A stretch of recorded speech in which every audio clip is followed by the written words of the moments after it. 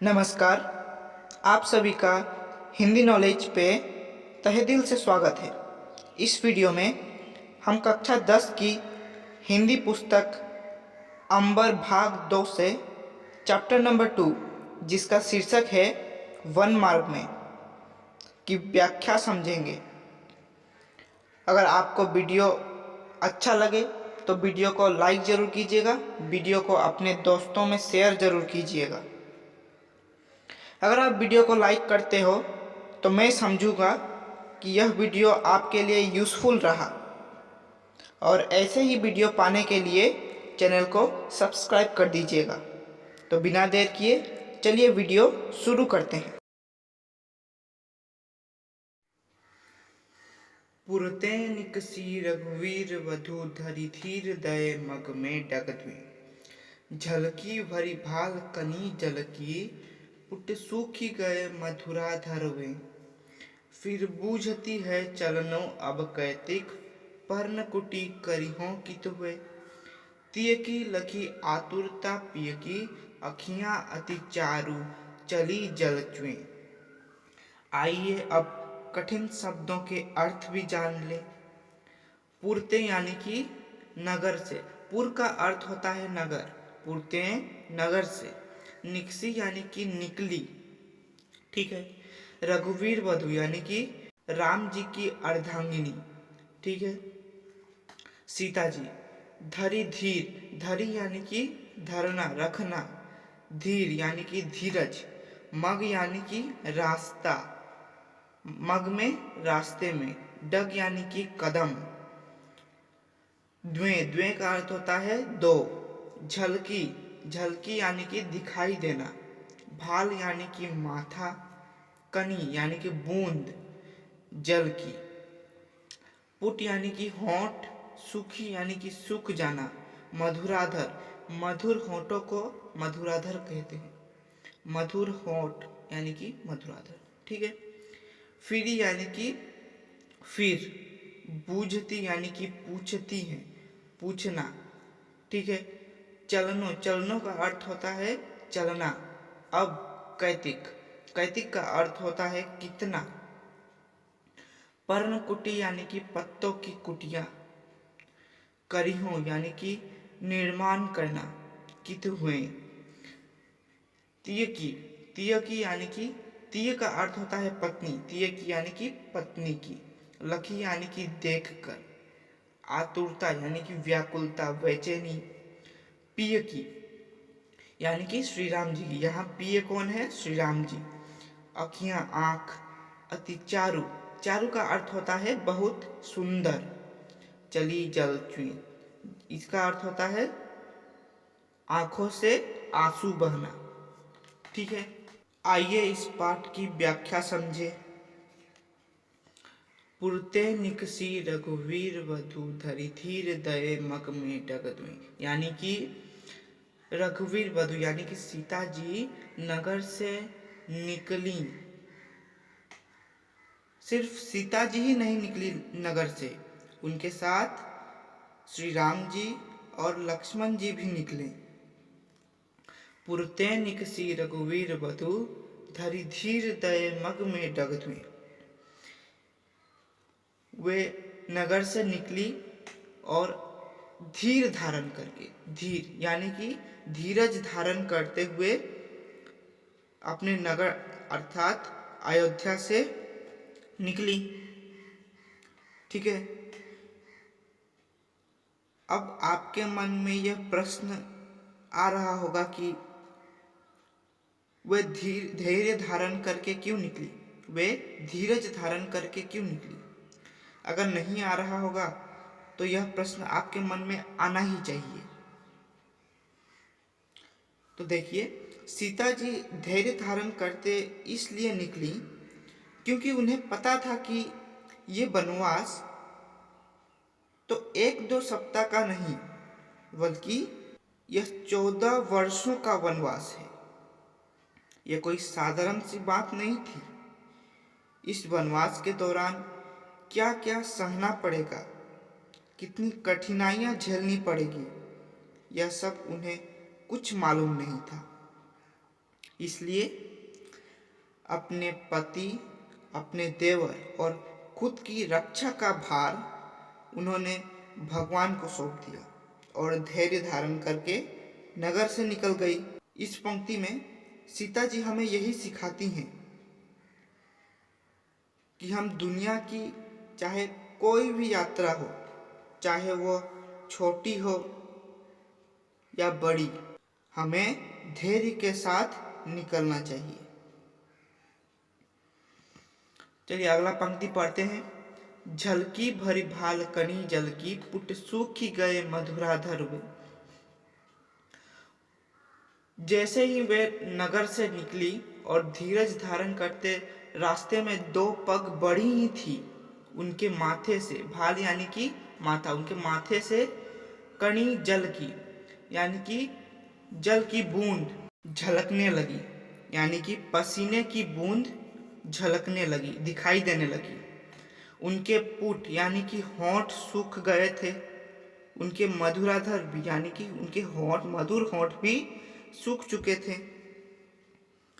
ठीक है, और वे अपने पतिदेव, फिर बूझती है चलनो अब कैतिक, पर्ण कुटी करिहों कित हुए। यानी कि अब वे अपने पतिदेव से पूछ रही हैं, यानी कि श्री राम से पूछती हैं कि अब हमें और कितना चलना होगा। चलनो अब कैतिक, बूझती यानी कि पूछती, चलनो अब कैतिक यानी कि अब हमें कितना चलना होगा, कितना चलना होगा। पर्ण कुटी करिहों कित हुए, अर्थात हमारे रहने की व्यवस्था, हमारे रहने के लिए कुटिया का निर्माण कहाँ करेंगे। देखिए अब तो सीता जी महलों में तो नहीं रहेंगी, वे अब वन में कहीं घर बनाकर रहेंगे, है कि नहीं। इसलिए सीता जी कहती हैं कि पर्ण कुटी करिहों कित हुए, यानी कि पर्ण कुटी यानी कि पत्तों की कुटिया का निर्माण आप कहाँ करेंगे। तिय की लखी आतुरता पिय की, अखियां अति चारु चली जल चुई। तिय की यानी कि पत्नी की, लखी देखकर, आतुरता व्याकुलता बेचैनी। ठीक है, पिय की यानी श्री राम जी की अखियां, चारु यानी कि दो सुंदर सुंदर नयन, चली जल चुए। ठीक है, इस पंक्ति में पति पत्नी कैसे होनी चाहिए, वे अपने सुख दुख कैसे बांटते हैं, ये आप इस पंक्ति में देखेंगे। सीता जी तो थक चुकी हैं, थक चुकी हैं। वे थकावट के कारण श्री राम जी से पूछ रही हैं कि अब हमें कितना चलना होगा और हमारे रहने की व्यवस्था यानी कि पर्णकुटी का निर्माण आप कब करेंगे तथा कहाँ करेंगे, है कि नहीं। तो इसी आतुरता, इसी व्याकुलता को देखकर श्री राम जी यह सोच रहे हैं कि इतने कोमल नाजुक मिथिला की राजकुमारी मेरे वजह से इस कांटे भरे वन में निकली हैं। यही सोचकर श्री राम जी के दो प्यारे प्यारे नयन से, दो प्यारे प्यारे अखियों से आंसुओं की वर्षा होने लगी, आंसू निकल पड़े। इन पंक्तियों में यही कहा गया है कि श्री राम जी से सीता जी की कष्ट नहीं देखा जा रहा। ठीक है। रानी में जानी अयानी महा, पविपाह न हूँ ते कठोर हियो है। राजहु काजू अकाजू न जान्यो, कहयो तिय को जही कान कियो है। ऐसी मनोहर मूर्तिये, बिछुरे कैसे प्रीतम लोगु जियो है। आखिन में सखी राखीबे जोगु, इन्हें कीमी वनवासु दियो है। आइए कठिन शब्दों के अर्थ भी जान ले। अयानी यानी कि अज्ञानी, पवि यानी कि वज्र, पाहनहु यानी कि पत्थर, कठोर यानी कि सख्त, हियो यानी कि हृदय। काजू अकाजू का अर्थ होता है उचित अनुचित कार्य। जान्यो का अर्थ होता है जानना। ठीक है, कहयो का अर्थ होता है कहना। तीय को, तीय यानी कि पत्नी, पत्नी को। कान लियो है यानी कि मान लिया है। मनोहर मूर्ति है, मनोहर यानी कि मन को हरने वाली, मूर्ति यानी कि छवि। बिछुड़े यानी कि बिछड़ना, अलग होना। प्रीतम यानी कि स्नेह करने वाले, लोगु यानी कि लोग, जियो यानी कि जीना। आखिन यानी कि आंखों में, ठीक है। राखीबे यानी कि रखना, जोगु यानी कि योग्य। किमी का अर्थ होता है क्यों, वनवासु का अर्थ है वनवास, दियो है यानी कि दिया है। देखिए ये जो दूसरा छंद है, ये दूसरा छंद एक वार्तालाप है।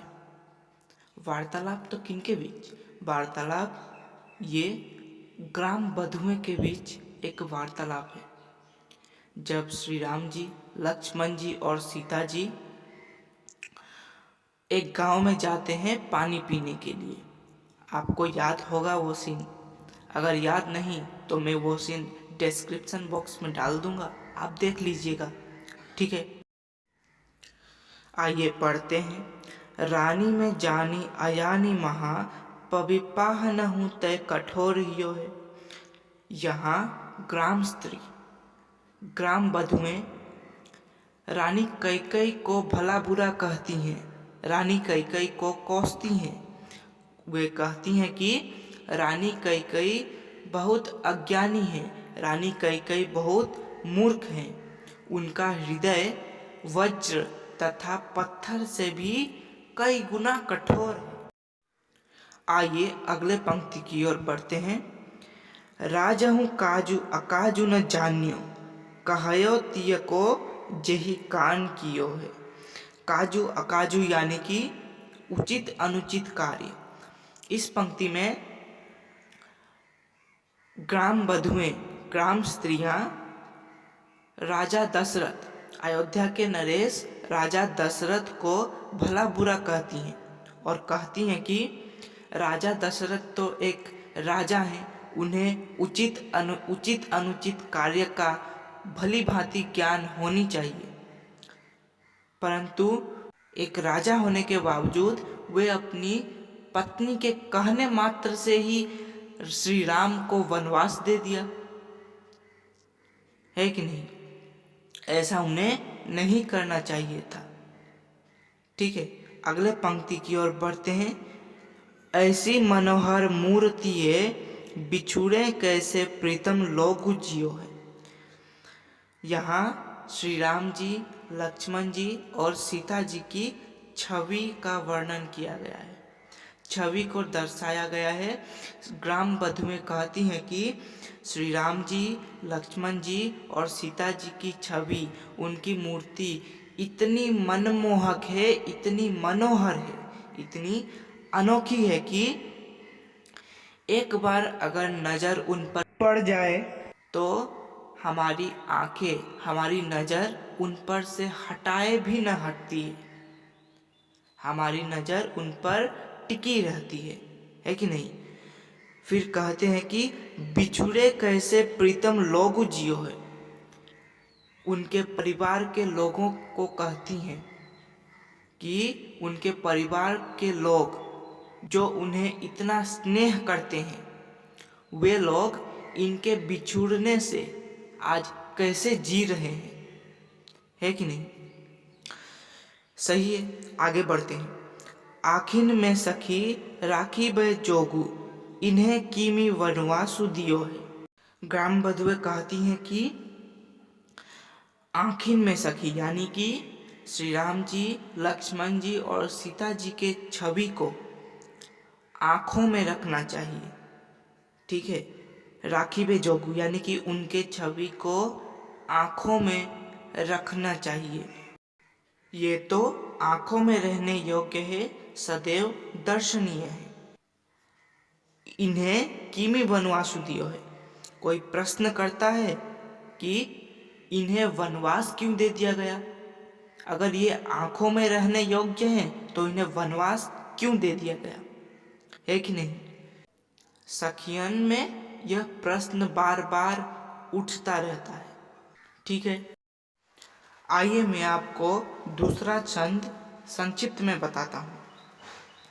इस दूसरे छंद में तुलसीदास जी ने ग्रामीण स्त्रियों के माध्यम से राजा दशरथ और रानी कैकेयी की निष्ठुरता का वर्णन किया है।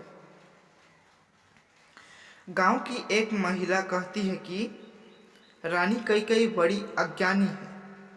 उनका हृदय वज्र तथा पत्थर से भी कई गुना कठोर है। अयोध्या के राजा दशरथ के ऊपर भी अपने शब्द रूपी बाण छोड़ते हुए कहती हैं कि महाराजा दशरथ तो एक राजा हैं, क्या उन्हें उचित अनुचित का कोई ज्ञान नहीं, कोई विचार नहीं। केवल स्त्री के कहने पर इन फूल जैसे सुकुमारों को वन में भेज दिया। यह तो कितनी लुभावनी मूर्तियां हैं कि इनसे बिछुड़ने पर इनके परिवार के लोग किस प्रकार जीवित रह रहे होंगे। फिर गांव में से कोई एक महिला उठकर बोली कि यह तो आंखों में रखने योग्य है, अर्थात सदैव दर्शनीय है, तो फिर इन्हें वनवास क्यों दे दिया गया। यही प्रश्न बार बार ग्राम बधुए में उठती रहती है। ठीक है, समझ में आया? तो इस वीडियो में इतना ही। बचे हुए छंद अगले वीडियो में एक्सप्लेन किए जाएंगे। धन्यवाद।